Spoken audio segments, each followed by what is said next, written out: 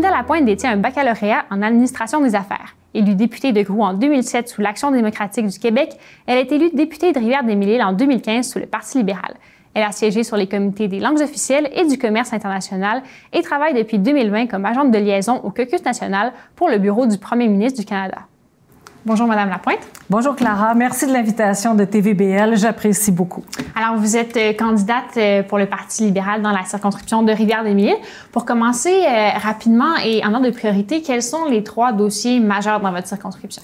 Les dossiers majeurs, c'est d'aller chercher les fonds fédéraux. Il y a toujours, ça marche par fonds pour aller chercher les subventions. Donc, c'est de s'assurer que Rivière-des-Mille-Îles va chercher le maximum de ce qui est disponible. Je veux continuer aussi à être impliquée puis d'écouter les gens. Je veux aussi aider les villes dans le même genre, les villes et les entreprises, d'aller chercher les fonds fédéraux qui peuvent être disponibles. La région, en ce moment, fait face à, comme partout, à une crise du logement. Il y a une rareté des logements, une hausse des loyers aussi qui frappe durement les ménages. Alors, comment votre parti compte-t-il s'attaquer concrètement à la crise du logement dans Rivière-des-Mille-Îles?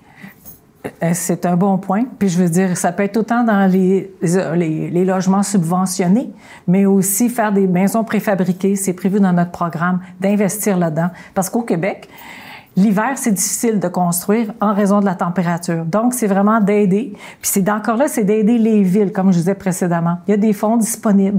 Il faut aider les villes. Et puis je suis là en étant, si je peux être au gouvernement, bien, je peux aider, puis ça va plus rapidement.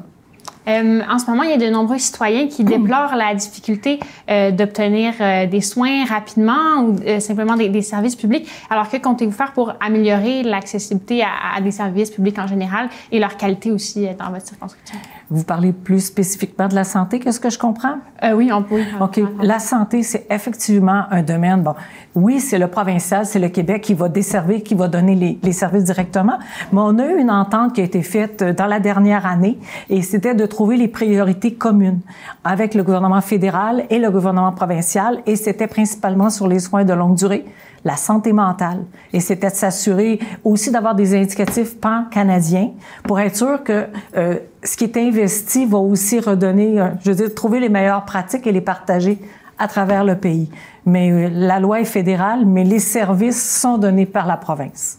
Oui, très bien. Alors, allons du côté de l'environnement maintenant. Donc, le territoire qui est bordé par la rivière des Mille-Îles est précieux, mais il est aussi vulnérable à l'érosion, à la pollution, à la perte de la biodiversité. Alors, quels engagements concrets proposez-vous pour protéger l'environnement riverain et préserver la qualité de l'eau potable? C'est une très bonne question. Plusieurs personnes qui sont autour de la rivière des Mille-Îles ignorent que la rivière fournit de l'eau potable à 400 000 personnes dans les Basses-Laurentides. De là, l'importance de s'assurer de la biodiversité, de s'assurer qu'elle est bien, s'assurer qu'elle est en bon état. Et ça, depuis, mettons, les 50 dernières années, ça s'est amélioré. Donc, c'est de trouver les subventions fédérales contre les changements climatiques et d'améliorer tous les systèmes d'eau des villes. Parce que c'est beaucoup, ça va passer par là. S'assurer que les stations d'épuration, mais les stations de puisage d'eau, comme il y a à Rosemère, s'assurer que tout ça est à niveau. Puis ça, c'est le fédéral participe une partie là-dedans. Dans le même ordre d'idée, il y a eu le cas récemment de Ganesatake qui soulève des préoccupations sur l'encadrement fédéral en matière de transport et de dépôt des sols contaminés. Alors, quelle est votre position sur ce dossier? Et puis, comment votre parti entend-il mieux encadrer ces pratiques afin de protéger l'environnement, mais aussi la santé des citoyens?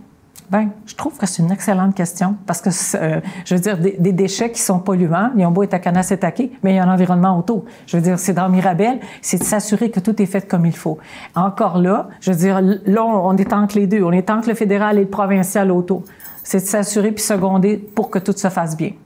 Il vous reste un peu de temps, là. Est-ce qu'il y a d'autres choses, d'autres sujets que vous vouliez aborder, d'autres points que vous vouliez Oui, en fait, c'est les gens qui m'ont demandé de me présenter. J'étais dans un événement à Saint-Eustache et les gens ont dit Linda, on aimerait ça que tu continues. Alors, c'est ça qui m'a fait changer d'idée. Puis oui, je suis capable de donner encore, j'ai de l'énergie. Puis les priorités de Rivière-des-Mille-Îles, j'ai continué à m'impliquer malgré que en 2019, j'avais perdu mes élections. J'ai continué à m'impliquer puis d'aller dans les événements pour être sensible à ce qui se passait.